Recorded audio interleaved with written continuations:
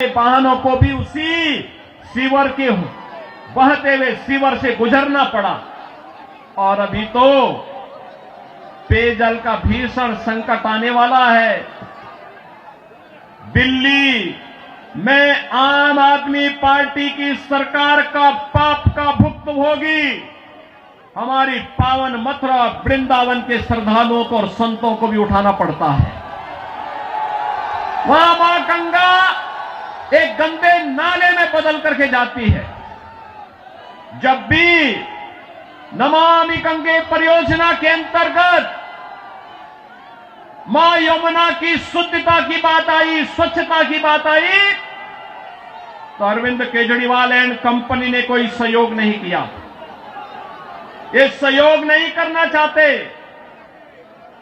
कोई विकास का कार्य नहीं करना चाहते, किसी विकास की परियोजना का मौके पे जाकर के भौतिक सत्यापन नहीं करना चाहते,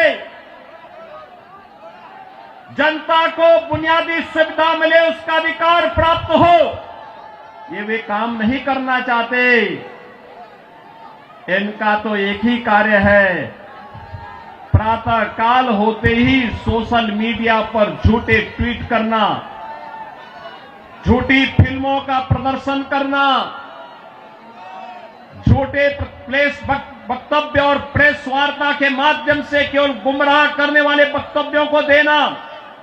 जितना समय झूठ बोलने की एटीएम के रूप में आम आदमी पार्टी और उनके नेता समय बर्बाद करते हैं, ये झूठ का एटीएम बनने की बजाय अगर उन्होंने जनता की जन सुविधा और विकास के बारे में सोचा होता तो 10 वर्ष में दिल्ली की कायाकल्प हो गई होती, दिल्ली बदल गई होती।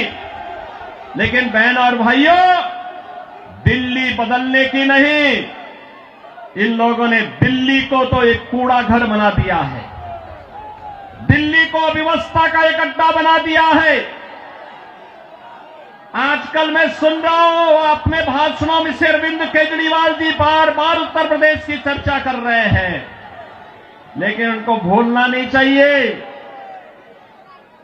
अब मॉडल के रूप में उत्तर प्रदेश को लोग देख रहे हैं।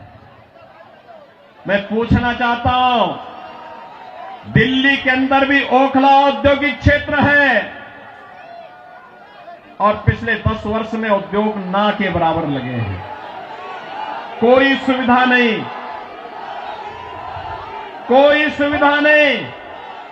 आम आदमी पार्टी ने एक सुनियोजित साजिश के अंतर्गत ओखला दिल्ली के अंदर उद्योग तो नहीं लगने दिए, कोई रुचि भी नहीं ली, लेकिन इसमें बांग्लादेशी घुसपैठियों को, रोहिंग्या को जरूर बसाने का काम किया है। आम आदमी पार्टी के नेताओं के घर में आधार बनाने की मशीन के माध्यम से आधार बांटे जाते हैं इन बांग्लादेशी घुसपैठियों को, और दूसरी तरफ उत्तर प्रदेश में न्यू ओखला के रूप में नोएडा की तस्वीर भी आप सबके सामने है। आज आप जाइए दिल्ली की सड़कों को और नोएडा की सड़कों को जाकर के देखो, जमीन आसमान का अंतर नजर आएगा। दिल्ली की सड़कों को और गाजियाबाद की सड़कों को जाकर के देखो, जमीन आसमान का अंतर नजर आएगा। उत्तर प्रदेश के शिक्षण संस्थानों को, उत्तर प्रदेश के मेडिकल कॉलेजेस को और दिल्ली के अंदर यहां की राज्य सरकार के द्वारा चलाए जाने वाले वे जर्जर विद्यालय के भवनों को देख करके आप अंदाजा लगा सकते हैं कि बच्चों के भविष्य के साथ इनका व्यवहार क्या है। बहनों और भाइयों, एक सुनियोजित साजिश के तहत दिल्ली की जनता को तो इन्होंने जन सुविधाओं से वंचित रखाई, साथ साथ राष्ट्रीय सुरक्षा के साथ खिलवाड़ भी इन्होंने उन अपने शरारत भरी कृत्यों से किया है। आपने देखा होगा 2020 में दिल्ली के अंदर किस तरीके से दंगे करवाए गए और आम आदमी पार्टी के पार्षद और उनके विधायकों की संलिप्तता इस पूरे षड्यंत्र में सामने आई थी। ये लगातार राष्ट्रीय सुरक्षा के साथ खिलवाड़ कर रहे हैं। स्वाभाविक रूप से जो अपने गुरु सरदे अन्ना हजारे को धोखा दे सकता हो, वह व्यक्ति जनता को भी धोखा देने में माहिर होगा। देश को भी धोखा दे रहे हैं, जनता जनार्दन को भी धोखा दे रहे हैं।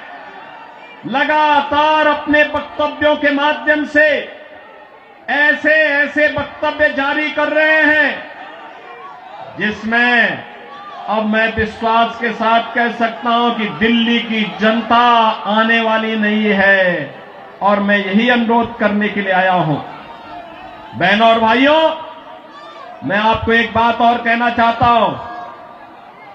मैं आपसे एक बात और कहना चाहता हूं। जो यहां पर आम आदमी पार्टी की सरकार और आम आदमी पार्टी जो लगातार कह रही है, ये लगातार एक बात को कह रही है कि इन्होंने यहां पर बिजली दी है।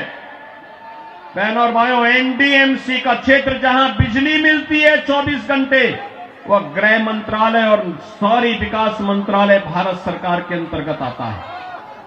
शेष दिल्ली में पावर कट देश के किसी भी बड़े महानगर से, किसी भी नगर से ज्यादा पावर कट है। मैं कह सकता हूं उत्तर प्रदेश की आबादी 25 करोड़ की है। हर जिला मुख्यालय को 24 घंटे की बिजली आज के दिन पर हम दे रहे हैं। और बिजली का पर यूनिट दाम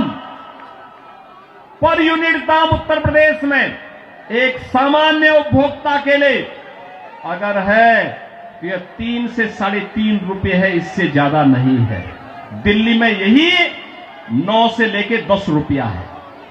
यानी उत्तर प्रदेश से 3 गुना पैसा लेते हैं, लेकिन 24 घंटे बिजली यहां पर नहीं दे पा रहे हैं।